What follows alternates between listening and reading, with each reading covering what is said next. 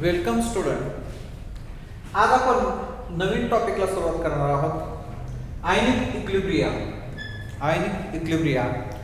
याच्या अगोदरच्या लेक्चरला आपण सॉलिड स्टेट हा टॉपिक संपवलेला आहे. जो राहिलेला भाग जो आहे तो सिलेबस 25% जो कमी केलेला आहे त्यातला भाग तो राहिलेला आहे आणि त्यामुळं जो राहिलेला भाग आहे तो कमी केलेला सिलेबस आहे, त्याच्यावर क्वेश्चन विचारणार नाही. त्यामुळे तो टॉपिक त्या ठिकाणी संपलेला आहे. आज आपण नवीन टॉपिक सुरू करणार आहोत, ionic equilibrium. What is mean by ionic equilibrium? The equilibrium between ions and unionized molecules in solution is called as ionic equilibrium. The equilibrium between ions and unionized molecules. The equilibrium between ions म्हणजे कुठले cation असतील, anions असतील आणि unionized molecules in solution is called as ionic equilibrium. आता यामध्ये solution तयार होत असताना त्यामध्ये सोल्यूट आणि सॉल्व्हंट प्रेझेंट असते. सोल्यूट आणि सॉल्व्हंट आणि त्यामध्ये त्याचं जर आयोनायझेशन झालं त्या मॉलिक्युल, आता फॉर एक्झाम्पल वॉटर आहे, वॉटर घेतलं आपण, वॉटरमध्ये H+ आणि OH- आयन्स प्रेझेंट असतात. H+ आणि OH-. ज्यावेळी त्याचं डिसोसिएशन होतं, डिसोसिएशन किंवा आयोनायझेशन म्हणजे आयोनिक फॉर्ममध्ये होतं, त्यावेळी H+ आणि OH- आयन्स तयार होतात आणि त्यामध्ये unionised molecules, water unionised molecules हे वॉटरचे त्यामध्ये शिल्लक असतात. ज्याचं आयोनायझेशन झालेलं नाही असं वॉटरचे मॉलिक्युल H2O मॉलिक्युल त्यामध्ये प्रेझेंट असतात. म्हणून वॉटर जर घेतलं त्याचं आयोनायझेशन झाल्यानंतर H+ आणि OH- आणि अनआयोनाइज्ड H2O म्हणजे पार्टली आयोनायझेशन झाल्यानंतर त्या ठिकाणी अशा प्रकारचे आयन्स आणि अनआयोनाइज्ड मॉलिक्युल्स त्यामध्ये प्रेझेंट असतात. आणि याच्यावर त्याची डेफिनेशन आहे की ती इक्विलिब्रियम हे जे आयन्स आणि अनआयोनाइज्ड मॉलिक्युल्स याच्यामध्ये the equilibrium between ions and unionised molecules in solution is called as ionic equilibrium. Ionic equilibrium, ठीक आहे. For example H+ and OH- and unionized water molecules at equilibrium, ठीक आहे. Then ionization of weak acid and weak base.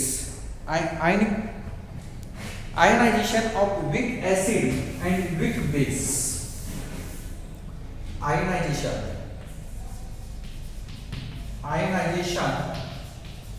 of weak acid and weak base. weak acid and weak base. आता यामध्ये ionisation spelling मध्ये पहा, इथं S ते असते आणि Z असते, दोन्ही पैकी कुठलेही घेतलं तरी चालेल. weak acid and weak base. What is by acid? ऍसिडच्या वेगवेगळ्या डेफिनेशन आहेत. त्यामध्ये the compounds contains H+ ions are termed as acid. The compounds or molecules contains less than pH 7 are such solutions are termed as acid. आणि base कोणाला म्हणतो आपण? The compounds contains generally OH- ions are present are termed as base or basic. or the compounds ज्या कंपाऊंडमध्ये OH- present असतात त्याला generally आपण base किंवा basic असं म्हणतो. त्याला आपण बेसिक म्हणतो. किंवा पीएचच्या संदर्भात जर पाहिलं तर ज्या सोल्युशनचा पीएच हा मोर दॅन 7 असतो त्याला आपण बेसिक सोल्युशन असं म्हणतो. आता ionization of weak acid and weak base. आता what is by weak acid and weak base? Weak acid and weak base यामध्ये weak acid for example HCl, sorry aqueous HCl, CH3COOH त्याला weak acid असं म्हणतो. ज्या कंपाऊंडचं dissociation हे partly dissociation होतं आणि less number of H plus ion form होतो in aqueous medium are term as weak acid. For example CH3COOH to give CH3COO minus plus H plus ion form होतो. H plus ion म्हणजे सर्व carboxylic acid जे आहे ते carboxylic acid असेल, formic acid असेल की ज्यामध्ये COOH प्रेझेंट आहे, हे सर्व ऍसिड हे वीक ऍसिड आहे आणि याचं आयनायझेशन झाल्यानंतर less number of H plus ion form होतो, म्हणून त्याला आपण वीक ऍसिड असं म्हणतो. आणि weak base the compounds or the solutions or substance which form a less number of which on ionization or dissociation in aqueous medium to form a less number of OH minus ions are formed are termed as weak base. Weak base कोणाला म्हणायचं की metal hydroxide, कुठलाही metal hydroxide घेतला, metal hydroxide, zinc hydroxide किंवा magnesium hydroxide किंवा aluminium hydroxide किंवा calcium hydroxide किंवा कुठलाही हायड्रॉक्साइड, मेटल हायड्रॉक्साइड घेतलं आणि त्याचं इन ॲक्वस मीडियम मध्ये त्याचं जर डिसोसिएशन किंवा आयनायझेशन जर झालं तर त्यामध्ये less number of OH minus ions are form. Less number of OH minus ions are form. Such substance are termed as weak base. त्याला आपण वीक बेस म्हणतो. आणि याच्या विरुद्ध strong acid and strong base, कुठल्याही सोल्युशनचं ॲक्वस मीडियम मध्ये जर डिसोसिएशन झालं किंवा आयनायझेशन झालं आणि त्यामध्ये large number of H plus ions are form are termed as a strong acid. Strong acid कोणाला म्हणायचे? The substance or solutions in aqueous medium dissociate to form a large number of H plus ions are termed as strong acid. For example, आणखी त्यामध्ये सर्व COOH सोडून जे acid आहेत त्या ऍसिडला आपण स्ट्रॉंग ऍसिड म्हणतो. Strong acid for example HCl in aqueous medium to give H plus ion plus Cl minus ion.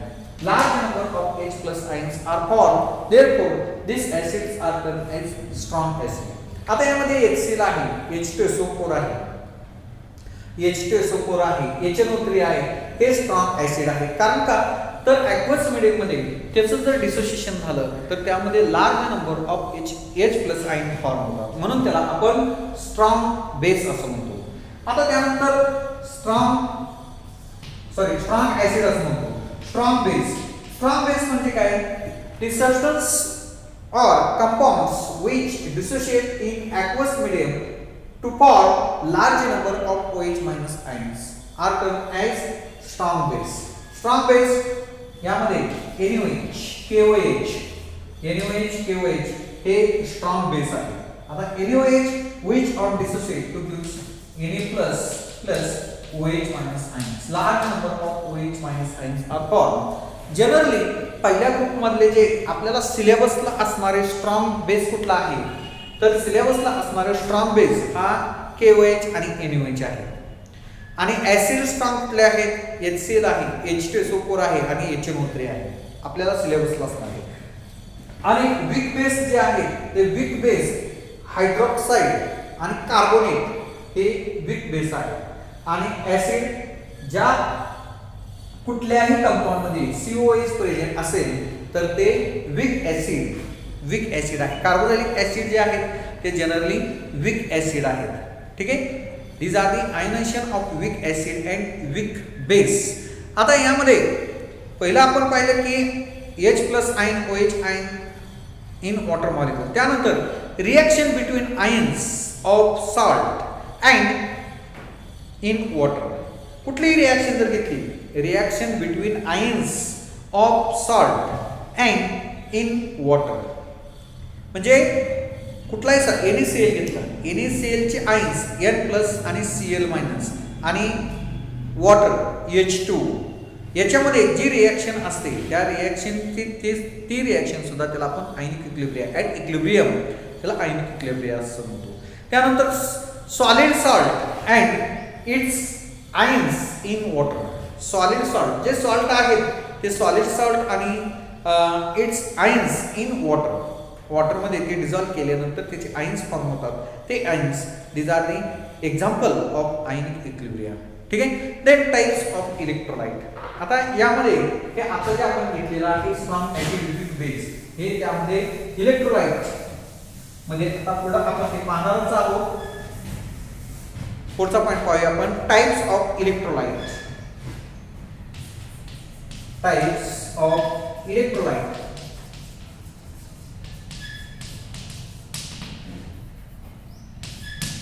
Types of electrolyte. Types of electrolyte. The substance which gives rise to ions when dissolved in water are electrolyte.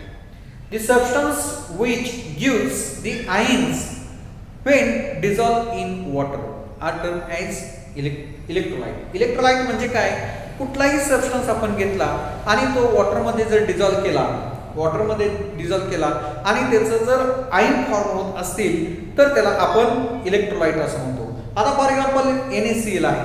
NaCl जर आपण वॉटरमध्ये dissolve केलं तर Na+ आणि Cl- form होते. Na+ आणि Cl- ion form होते. हे जे सोल्युशन तयार होतं त्याला आपण इलेक्ट्रोलाइट असं म्हणतो. The non-electrolytes are those which do not ionize and exist at a molecule in aqueous solution.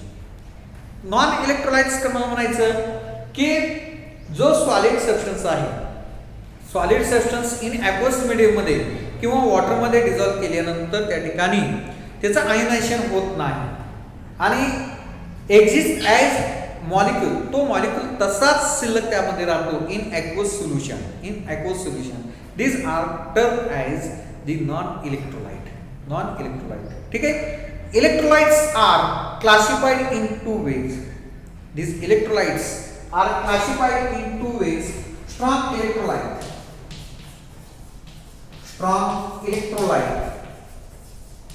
आणि weak electrolyte.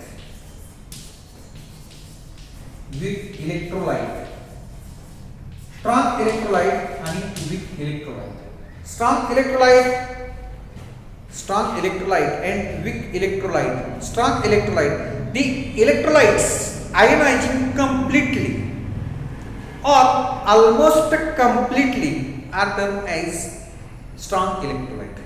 Strong electrolyte म्हणजे काय की एखादा substance which on electrolytes the ionizing completely एखाद्या कंपाऊंडचं आयनायझेशन ॲक्वस मीडियममध्ये कंप्लीट होत असेल तर त्याला आपण स्ट्रॉंग इलेक्ट्रोलाइट असं म्हणतो. कंप्लीट आयनायझेशन होत असेल तर त्याला आपण स्ट्रॉंग इलेक्ट्रोलाइट असं म्हणतो. For example strong acid and strong base and salt. यामध्ये strong acid for example strong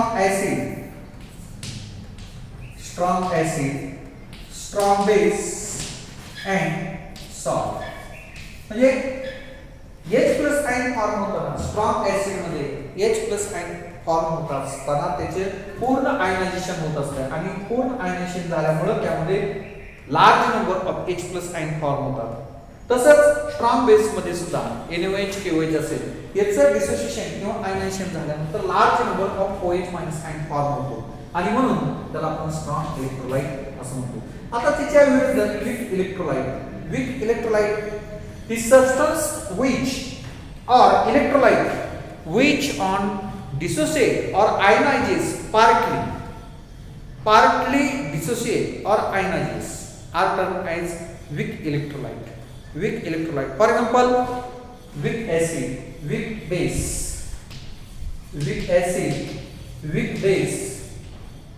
these are the example of weak electrolyte. Strong electrolyte आणि वीक इलेक्ट्रोलाइट यामध्ये ज्या सबस्टन्सचं पार्टली डिसोसिएशन होते, आयनायझेशन होते असे जे सबस्टन्स आहेत त्याला आपण वीक इलेक्ट्रोलाइट असं म्हणतो. ठीक आहे.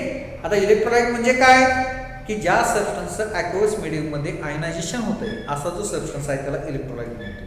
त्यामध्ये स्ट्रॉंग कोणाला म्हणायचं की त्या सबस्टन्सचं पूर्ण आयनायझेशन होते, कंप्लीट आयनायझेशन होतंय असाच जो सबस्टन्स आहे त्याला स्ट्रॉंग इलेक्ट्रोलाइट म्हणायचं. आणि ज्या सबस्टन्सचं पार्टली आयनायझेशन होते त्याला आपण वीक इलेक्ट्रोलाइट असं म्हणतो, वीक इलेक्ट्रोलाइट. ठीक आहे. आता यानंतर डिग्री ऑफ डिसोसिएशन अल्फा, याचा सिम्बॉल अल्फा आहे. Degree of dissociation,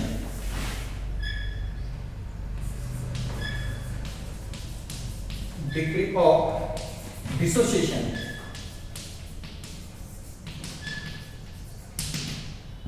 degree of dissociation, degree of dissociation alpha, symbol alpha, degree of dissociation symbol alpha.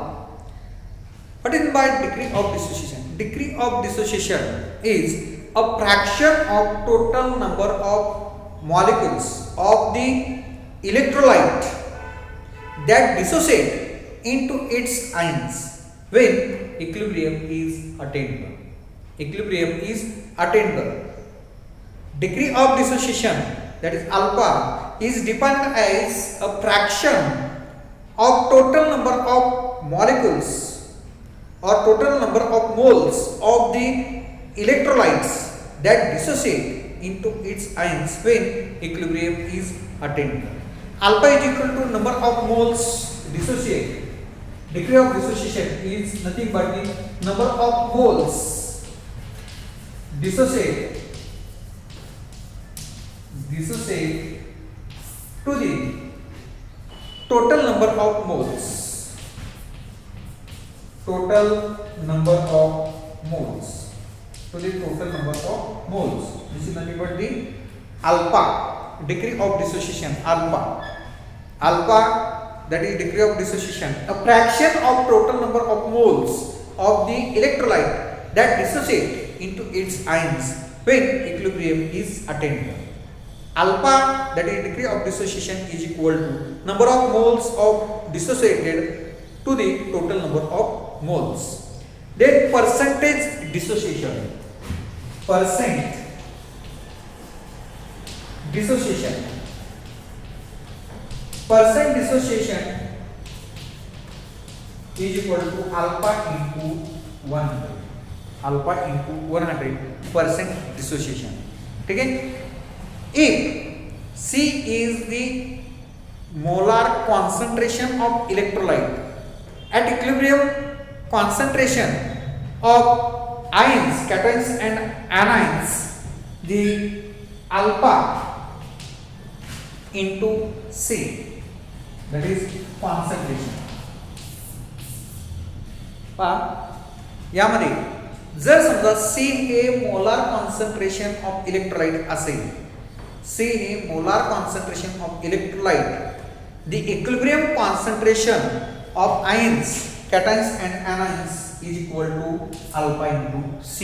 Equilibrium concentration of cations and anions is alpha into C. Okay. आता यानंतर आपण acids and basis पाहणार आहोत. Acids and basis, सुरुवातीलाच तुम्हाला definition सांगितले होते acid आणि बेसची, आणि त्याचे काही वेगवेगळ्या डेफिनेशन आहेत. Acids and basis, acids and bases. Acids and bases. Acids we know that H plus ion form करतो, OH minus ion form करतो. आता फॉर एक्झाम्पल ऍसिड आहे, त्यामध्ये ऍसिडिक ऍसिड आहे. ऍसिडिक ऍसिड हे व्हिनेगर मध्ये प्रेझेंट असते. Acidic acid is present in vinegar. त्यानंतर ऍसिडिक ऍसिड नंतर आपण सायट्रिक ऍसिड म्हणतो. Citric acid obtained from lemon किंवा प्रेझेंट इन लेमन. त्यानंतर मॅग्नेशियम हायड्रॉक्साईड हे बेस म्हणून यूज केलं जातं, किंवा बऱ्याच वेळा बरेचसेच बेसिक आहेत, म्हणजे MOH ट्वाइस मेटल हायड्रॉक्साईड, त्यामध्ये मॅग्नेशियम हायड्रॉक्साईड हे बेस आहे आणि त्याचा यूज जो आहे तो अँटी ऍसिड म्हणून त्याचा यूज केला जातो. ठीक आहे. आता या ऍसिड बेसच्या काही थेरीज आहेत, त्यामध्ये Arrhenius theory of acid and base. Arrhenius theory. Arrhenius theory of acid and base or bases. Arrhenius theory of acid and base. Arrhenius theory of acids and base यामध्ये Arrhenius theory of acid and base. Arrhenius theory, name of the scientist. According to Arrhenius theory, acid is a substance which contains hydrogen and it gives the H plus ion concentration.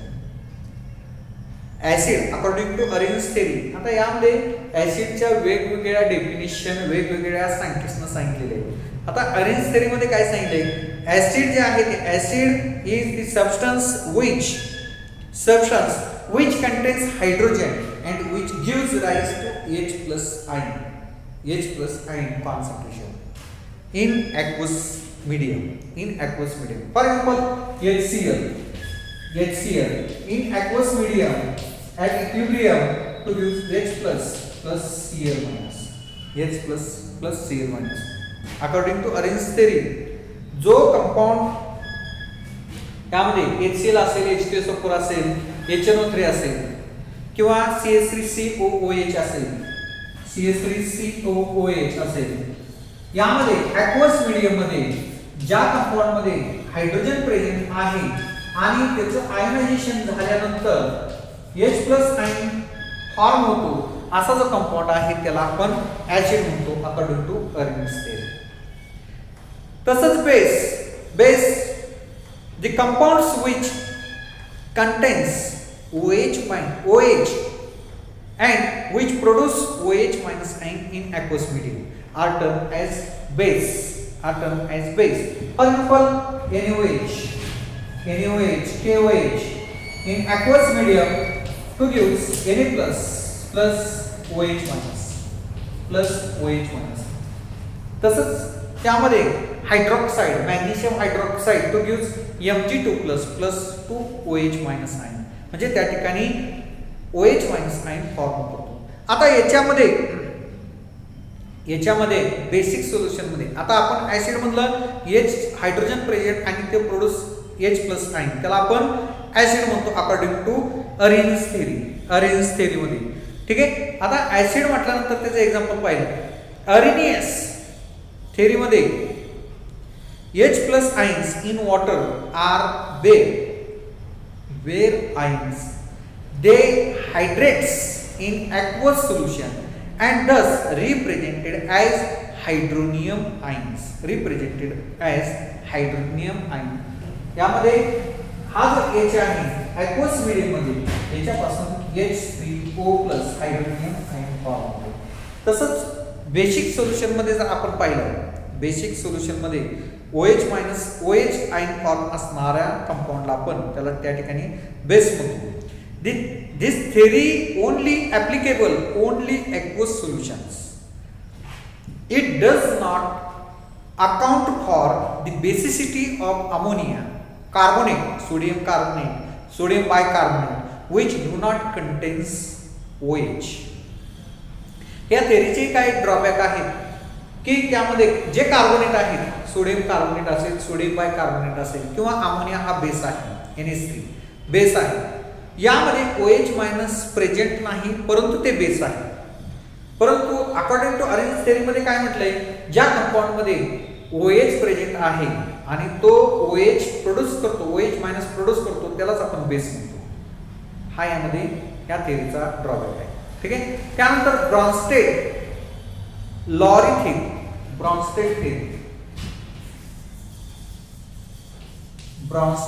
दुसरी theory आहे arrange theory. त्यानंतर Bronsted Lowry theory.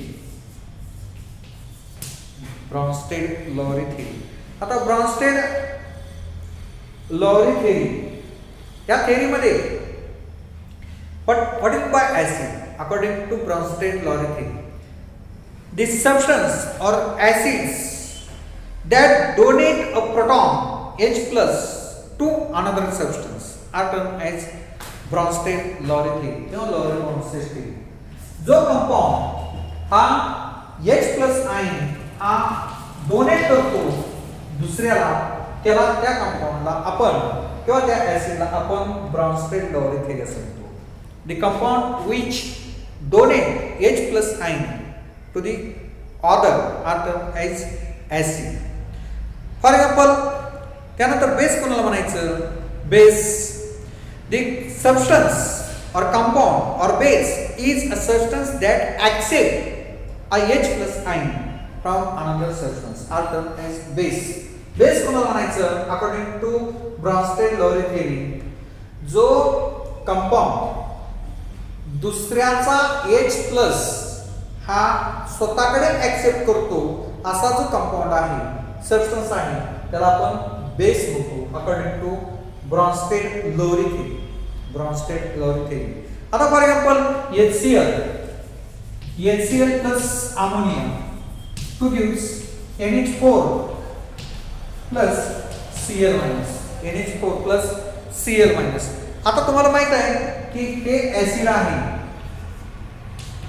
Acid 1 म्हणूया. या ऍसिडने काय केलं? एक proton हा donate केला, प्रोटॉन डोनेट केला आणि त्यामुळं प्रोटॉन डोनेट केल्यानंतर त्या ठिकाणी हे बेस 1 तयार झाले. बेस 1 तयार झाले. आता रिव्हर्स रिॲक्शन जर आपण पाहिली तर रिव्हर्स रिॲक्शन मध्ये हा NH4 प्लस हा ऍसिड आहे. कारण का? तर हा NH4 एक प्रोटॉन डोनेट करतो आणि त्या ठिकाणी HCl तयार होतो. हा डोनेट करतो, हा ऍक्सेप्ट करतो, सॉरी हा डोनेट करतो H प्लस आयन हा दुसऱ्याला, आणि म्हणून त्या ठिकाणी हा अमोनिया हा बेस आणि हा ऍसिड, हा NH4 प्लस हा ऍसिड आणि त्या ठिकाणी हा बेस 2 आहे. बेस 2 ऍसिड 1 आणि base 2. HCl and NH4 plus are the acids कारण हे डोनेट H प्लस आयन हे करतात म्हणून त्याला आपण ऍसिड असं म्हणतो. ठीक आहे. The base produced by accepting the protons from another compounds, it is termed as the conjugate base of that acid. Likewise, the acid produced when a base accept a proton is called as conjugate acid of that base. Conjugate acid of that base.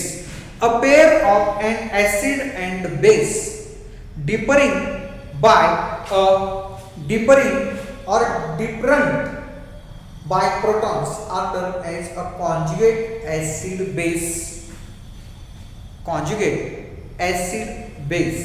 आता यामध्ये एक compound हा proton donate करतो आणि दुसरा accept करतो. जो donate करतो त्याला ऍसिड म्हणतो, जो ऍक्सेप्ट करतो त्याला आपण बेस म्हणतो अकॉर्डिंग टू ब्रॉन्स्टेड-लॉरी थेरी. आता फॉर एक्झाम्पल HCl, आणखी एक एक्झाम्पल पाहूया आपण ब्रॉन्स्टेड-लॉरी थेरीचं.